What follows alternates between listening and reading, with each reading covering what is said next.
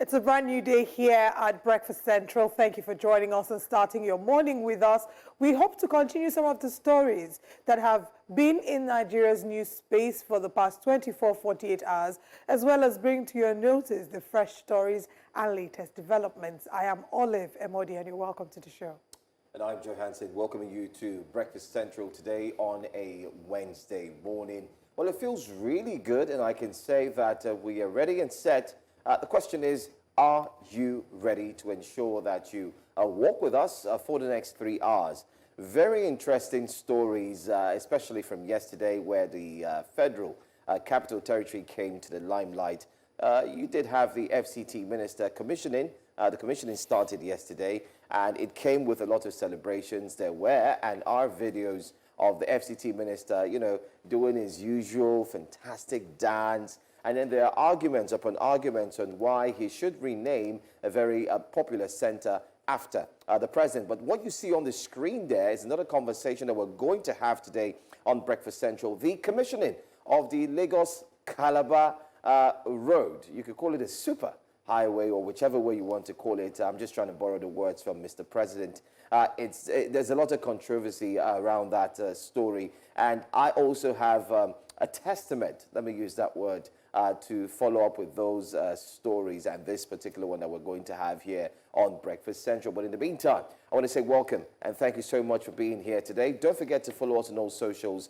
Don't forget to also drop a comment or two. And don't forget as well to retweet. And you also have a chance to be part of the show at exactly 9 a.m. where we'll open the phone lines for you to react to some of the very interesting stories on the front pages of the newspapers. Joe Hansen, yep, that's my name, and I'm saying welcome to Breakfast Central. Yep. Okay, so much has happened. A lot, a whole lot, a whole lot. I don't even know where to start from, but maybe I'll let you begin off with the commissioning that has happened. We know that the Coastal Highway, the 30 kilometers of the Coastal Highway was commissioned. There was a young man who's a content creator that went to refute claims that it's up to 30 kilometers. But we have reports that some very trusted sources have confirmed this. Well, it started off with the commissioning of the 30 kilometers out of what you expect to be even more than. And this commissioning did see, as you have on the screen there, the President of the Federal Republic of Nigeria. You also had ministers, you had governors, and the likes. The deputy governor was there, and so on and so forth, as well as the Lagos State governor. But the question now is, was it really 30 kilometers? Yes, from what they are saying. So, this has led to arguments. And then I will put it straight that some of the persons, in quotes, that went there to check for themselves are not just citizens, but they're people who understand when it comes to building and construction. They really have a full understanding of it. So they decided to take a trip there, go there themselves, and try to, in quotes, fact check if it's really up to 30 kilometers. And the stories coming out from that is not looking very good. There's a fact that, or a claim rather, that it's not up to 30 kilometers. Secondly, the road is not even finished. Remember, during the commissioning, they said the first stage is finished, it's completed, 30 kilometers completed, meaning that commuters, drivers, people can start using that 30 kilometers prior to when they also continue to finish the next stage, the next phase. It's a phase by phase. That's what we also meant to understand. But the 30 kilometers road has brought about mixed reactions, different conversations. There are people who are for that it is actually exactly 30 kilometers, and then there are people who are against and say, I was trying to confirm the name not. of the content creator that initially disproved the fact that it was 30 kilometers. So one of the people who went, they started this tour, and what the tour revealed was that it is 55 kilometers road actually, 30 kilometers being paved, and the remaining, 52 kilometers. 30 kilometers being paved and 22 unpaved, right? So there were journalists who joined the tour. It was a tour that, journalists and Reno Omokri, the former presidential spokesperson, was there. But I'm trying to get the name. I know that two content creators were there. Lang There's been Bolahon, more. Tayo There's even been Amele, more. who had done no, for their own particular tour. Yeah. And then there were journalists that went there as well. The tour began from the start of the Coastal Highway at Amadu Bello Way to the Lekki Free Trade Zone. And they said they measured a total of approximately, yes, I was right earlier, 55 kilometers. And that what they then saw was that 30 kilometers is fully paved, 22 kilometers is unpaved. And that's the first phase of the road that you're talking about. Reno Omokri, of course, was, he was there. They said he invited him to ensure the credibility and transparently verify. Who invited him? Well, he's the best-selling author and major advocate of the Made in Nigeria drive. Mr. Reno Omokri. He invited the media, apparently. Yeah, he invited some media personalities or media. I don't know if they were journalists. Okay, journalists, yeah. Some journalists were there. Yes, the initial content creator was Objective Media. He was one that claimed that work had stopped on the road and that President Tinubu only commissioned a section of the road not above 10 kilometers. That was the name I was looking for. But yes. Is that true? Is it fact? But let's watch. Let's watch this video from Reno Omokri himself. Correct. You ready? Yes. Okay, so we are at the beginning of the Lagos-Calabar Coastal Highway. This is the very start point, so you can actually turn around and then you see. So that's the very beginning there where the vehicles are. So you can see that the construction is still ongoing, but this is the beginning. And then we're going to go from here to kilometer 19.5. And then that's going to be the end because it's over 30 kilometers. But we're actually showing you 30 kilometers today, but it's not a continuous stretch of 30 kilometers. You have here approximately 20 kilometers, exactly 19.5 kilometers.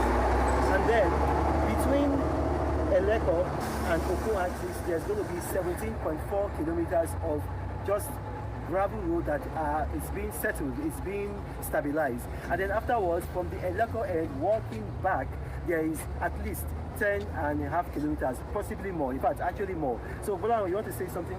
Yes, at the Eleko end, we have it in two sections, the section 1 and section 2.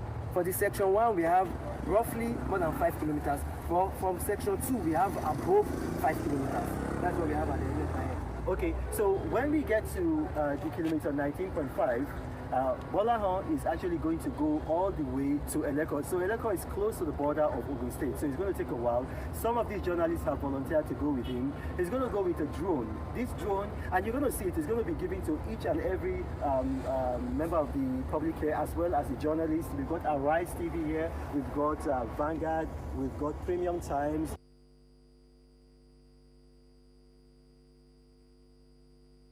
Apparently the drone shots that is showing the long stretch of the road to sort of give information to naysayers and critics. You can see that this is Reno Omokri's footage. You can see his watermark there, basically to let you know that this is an independent verification to let you know that the government is not lying. They're doing what they said, or they're showing that what they said they did is actually true. So the argument is based on the fact that 30 kilometers, as mentioned by engineer Dave Umahi, is what Nigerians, or in quotes, few Nigerians are not in agreement with. They've gone there to look at it and they've said, if you are commissioning 30 kilometers, the 30 kilometers ought to have been finished and ready for usage. It should be ready for use. People can fly back and forth. Now, let me state here categorically that I followed the coastal road 2 Tuesdays ago. Last week Tuesday, I followed the coastal road, and when I followed the coastal road, it was fine. It was okay. It was fair. But I noticed that they weren't finished. There was still some work to be done. On Sunday, I decided to, my investigative spirit, moved me. I said, let me go back there and try and follow the coastal road again. And guess what? What? Was it blocked? Area boys were there. They blocked the road and they told me I had to pay before I passed a certain section. And I wound down and I told him, Kilewi,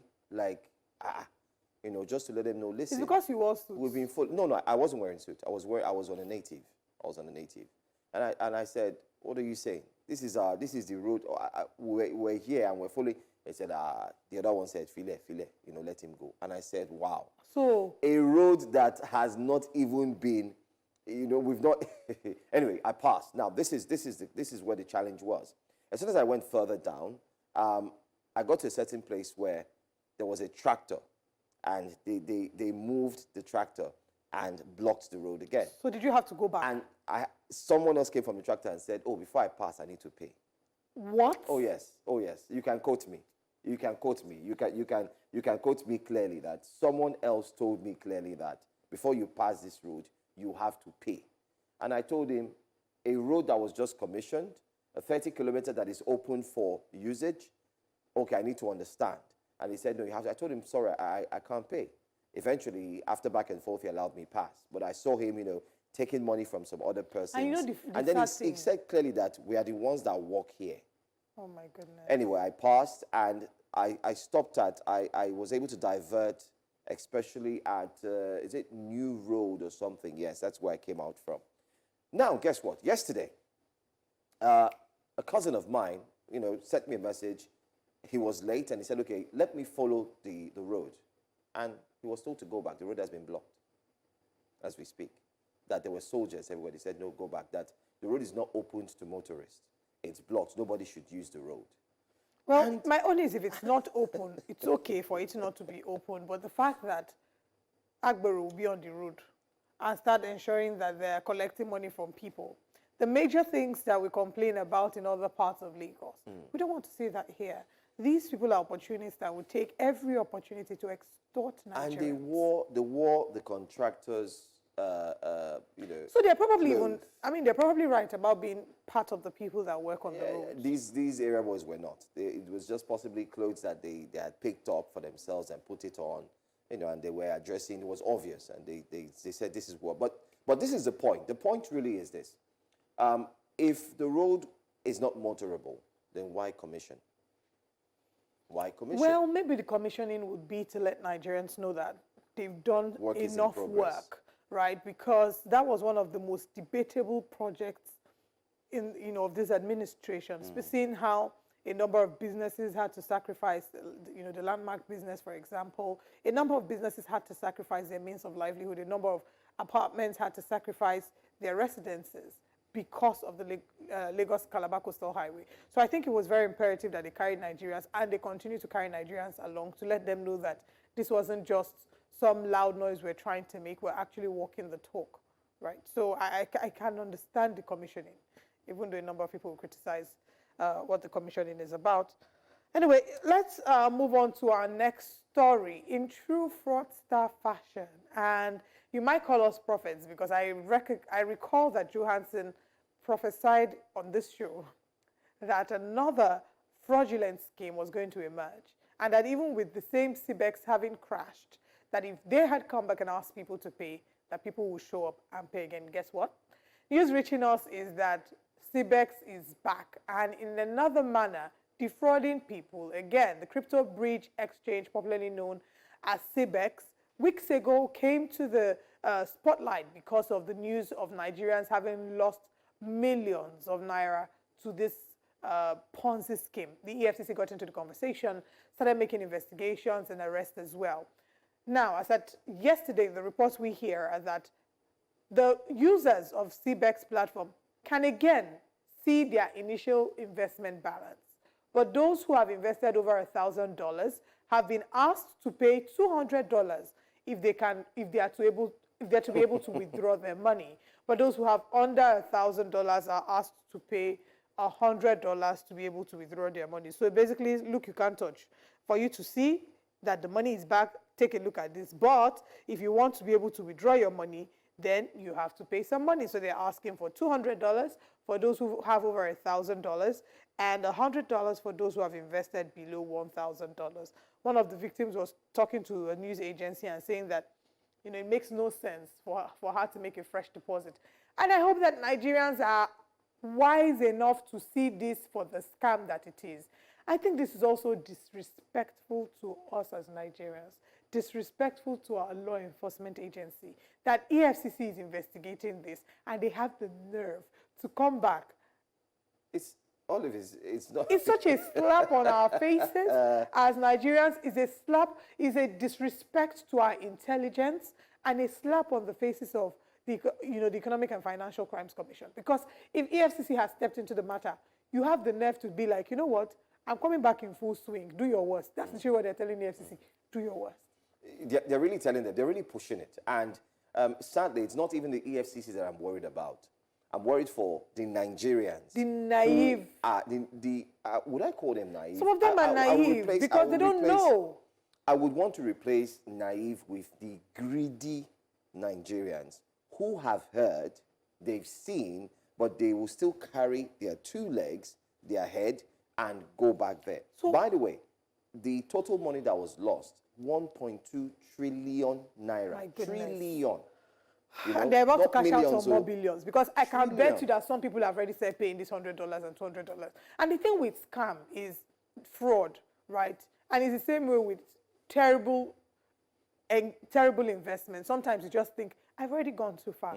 A little more, maybe this little more will help me gain something. Let me push a little more. They're playing on your intelligence. We are appealing to Nigerians, everyone watching this. If you invested in the CBEX platform before now, and they're asking you to pay $200, $100, anything, do not pay. No investment platform will ask you to pay money to withdraw your money. If today I go into an investment that I have and say I do not want to make an investment again, they're not going to ask me to pay more money to collect the money that I've already invested. So you see what I'm trying to tell you? It is fraudulent. Please, wake up. Wake up and don't allow them to take advantage of you. Do not allow them to use your money to go and flex, because that's what this is. They're just taking advantage of Nigerians. The worry for me is the fact that the EFCC is actually still looking for a foreigner known as Eli Bektar. He's said to be the major player in this scam for CBEX. While the EFCC is busy looking for him, the Security Exchange Commission has come out to say that CBEX is unregistered.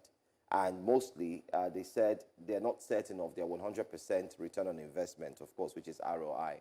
Aside that, I had mentioned here on the show that I do have very close ties with some persons who had invested as well in this CBEX scam. And they lost a whole lot of money. But they're coming out to say immediately this story broke and it was news everywhere. And then the Security Exchange Commission came out to say that they're unregistered. Videos equally showed their purported new office that they were supposed to have launched in Abuja with a clear registered certificate right there on the screen showing that they have been, certified by the Security Exchange Commission. Even though SEC came out to say that they were not, registered. Now, aside that, the people that I know that have gone through this challenge, some of them have even come out to say that CBEX would would hold some conferences where they would speak with interested persons and those who have already joined them. In these mini conferences, you would find that they have a representative from SEC who is also going to speak.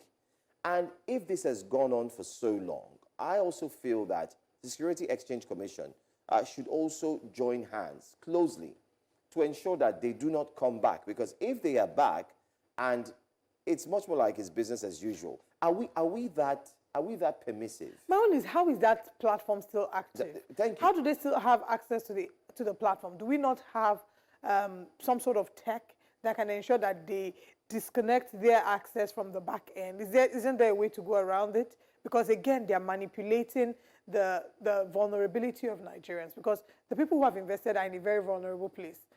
I know somebody who, there was a tech fraudulent lady, I've forgotten her name now, who he lost a lot of money.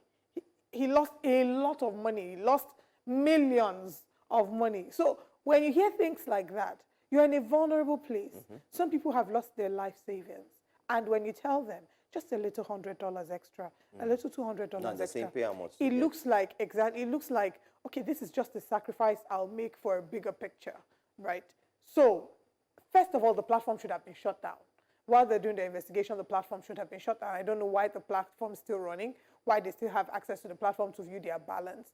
EFCC initially did promise people that they were going to help them get back their money, but now they've come out to say the truth, that they won't be able to help everybody get back their money, which is a more a more honest thing to say. That's what we call in Nigerian parlance OT law. OT law. It's a very law. honest thing. In situations like this, it's important not to give people false hope, because from the jump, we knew there was no way they were going to be able to recover everybody's money. And even if they recover money, how many people would they pay?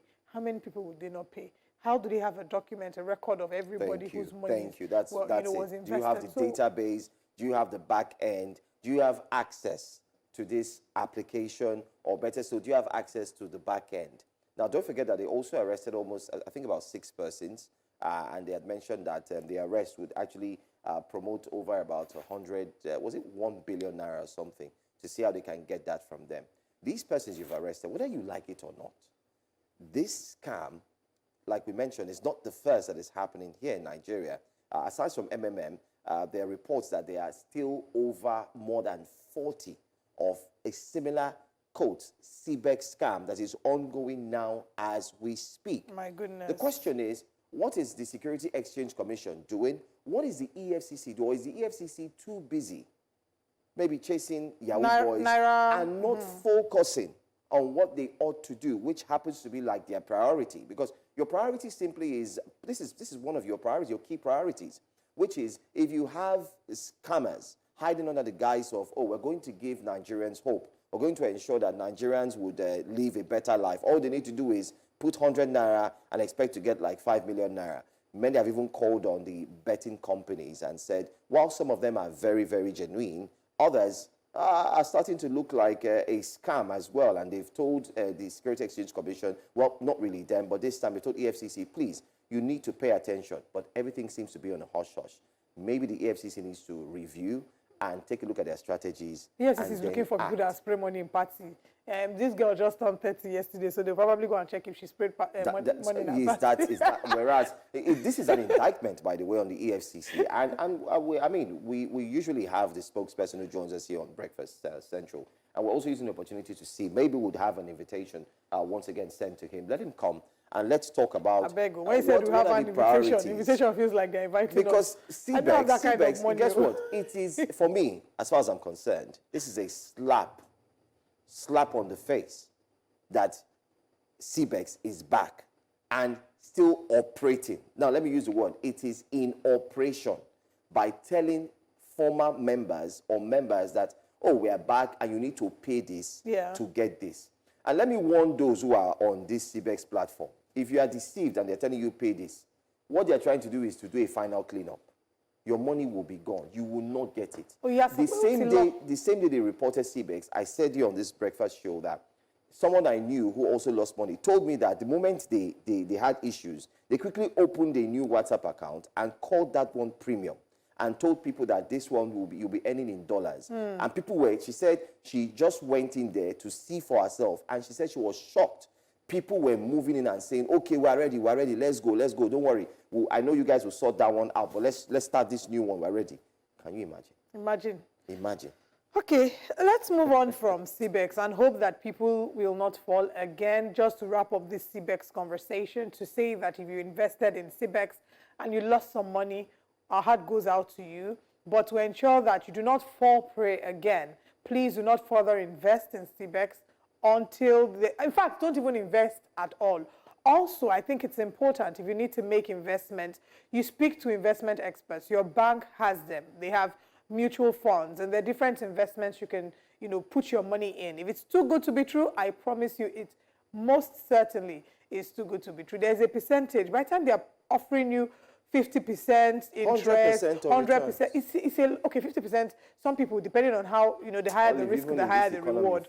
However, if someone is promising you 100%, it's not Baba Ijebu. If they are promising you 100% investment, it's a risk and it's most likely scam. So just go for safer investments. A number of them, those that give you 18% with returns, 20, 22, 25. 10. No, 7.5 is even still low. With mutual funds, they can get more. With the mutual funds, they should be able to get in the 20s, right? So if you're unaware where to start from, speak with your bank. If you invest 300,000, you can get interest of more than 30,000. There's a way they go about it, right? Speak with your bank. Go through legal means. Just stay away from anyone that looks too good to be true. Let's now go to a third story. This is something that we talked about yesterday, quite an interesting one, and I'm going to ask you, if one university in Cotonou gives you an honorary doctorate degree, do you think that it is morally, ethically, and maybe legally correct for you to introduce yourself as doctor?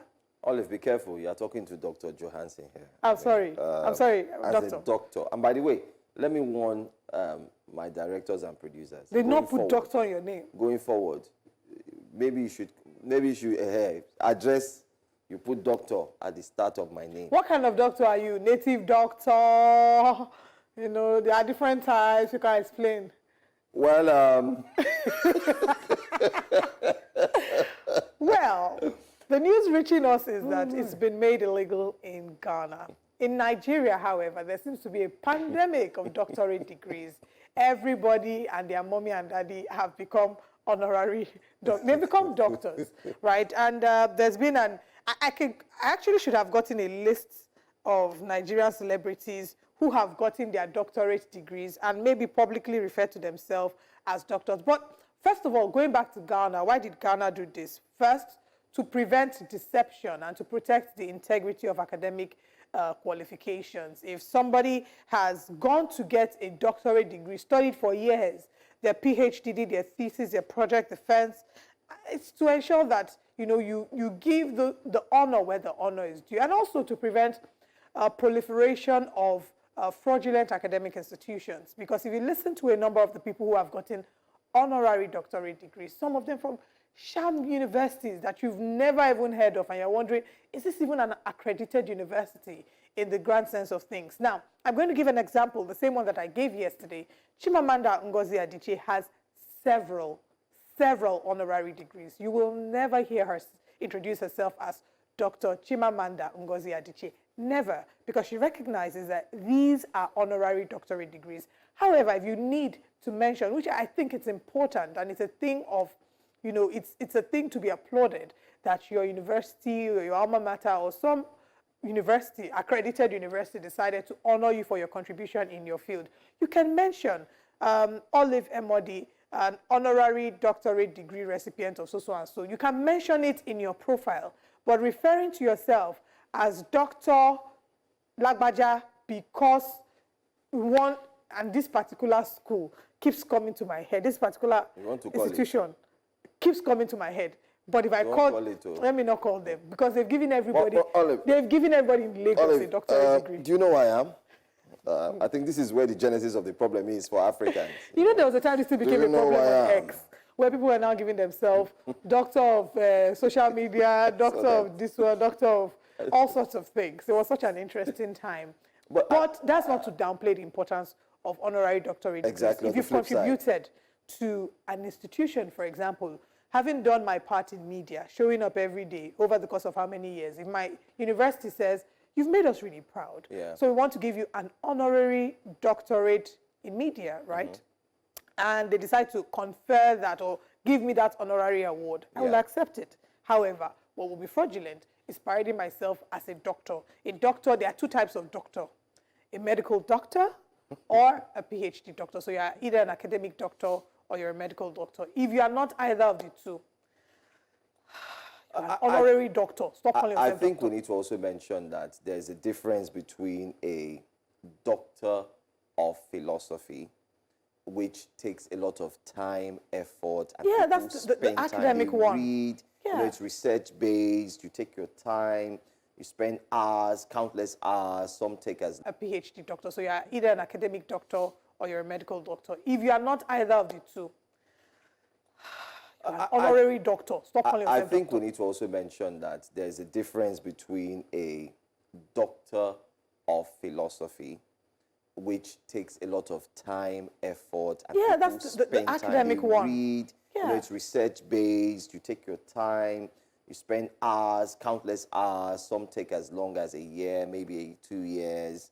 and still counting. Some, when they finish, they're like, woo, I finally did this. And I have friends who tell me, oh, I'm done. I have a friend, I hope to invite him on the show. He's very, very, very sound, very sound, very, very sound. He's had about, I think it's still counting. It's still counting. But then again, what we're trying to say is people who have gone through the process, yes, when they have that doctor, added to their name, they've earned it. They've worked hard for it. And then they also have in brackets, they mention what and what and what, they did in what research and so on and so forth. Wow, they got beautiful. And I noticed something too sometimes. I have a friend who has about 3, but I never knew until he joined a Zoom meeting where everybody was just talking. And I saw Dr. Susan. I'm like, oh, okay. And he has 3 honorary doctorate degrees. He forgot to remove it. And then when I asked him, he said, oh my goodness, that he doesn't use his Zoom account. He's sorry. I said, oh, okay, that's nice. But is he an honorary doctorate degree or an academic doctorate degree? Academic doctorate degree. Oh, lovely. Yes. And he said, no, that he doesn't like putting it out there. And I'm like, you are different. But I like what Ghana is doing. I'm hoping the Minister of Education in Nigeria can borrow a leaf. Let's separate what it is and what it's not. Because everybody walking down the street tells you, Doctor, this one. Doctor, Doctor, that one. I'm like, since when? I know too many people on this table. Olive, I know too. But let's just leave it where it is. So if I'm just saying, for example, just to even, I try to phrase myself, imagining that I received an honorary doctorate degree. So I would say, Olive Emodi, recipient of an honorary doctorate in media and communication from Harvard University, for example, right? Or if I must absolutely put that doctor in bracket on Honorable Olive Emodi to let them know that it's an honorary doctorate hyphen my university. But a safer bet would be if you're not a medical doctor, if you're not a PhD holder, qualified doctor, and you're an honorary doctor, kindly let go of the doctor. Mention it to your profile, but you are not a doctor. Perhaps you are a native doctor. So what we're trying to say is, Nigerians, let's But why do you think we do that again? I've said it before. It's why? Based on, do you know who I am? It gives this form of pride, this form of, when I step into the place, there's this heightened respect that comes with it. Because it's also not a lie in a way, because we are also a people that judge people based on academic qualifications. We put so much importance on certain courses, like, if you studied medicine, or you studied law, you studied engineering or accountancy. Accountancy, that's correct. Yeah. Any of these 4, then you are a professional. The rest. You're not a professional. Even we jokingly say it, lawyers lawyers are laymen, right? So there's a certain perception or respect that we give to certain career choices or career paths. And even, I don't know if I share this one on air, but even in the way that people speak, do you know that there are companies that only like to employ people that have a foreign accent? You have a Nigerian accent, you don't think that you're bougie enough for them. One day, we're going to actually get into that conversation about companies and individuals that prioritize foreign accents over Nigerian accent. We did that. I did that with Mazino while we were on radio some years ago, and we did a list that went viral, and it caused a lot of, stir within our colleagues in the industry, and people were angry and mad at us.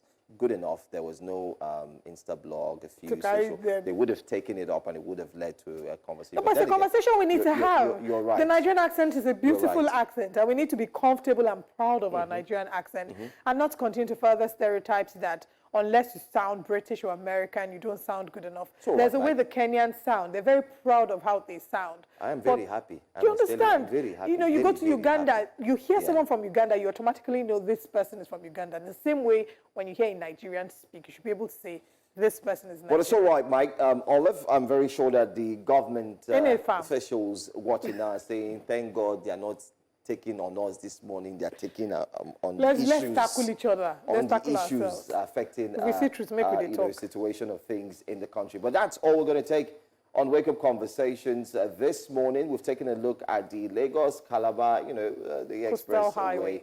And we hope that a lot would be done to possibly sensitize the people. I think this is where Engineer Minister David Umahi would come forth. And to let him know that Agbero are hijacking his road. All the Agberos are starting to hijack the road. I'm happy, although I'm not too happy, but I heard the army officials were there yesterday. They turned people back, told them it's not motorable.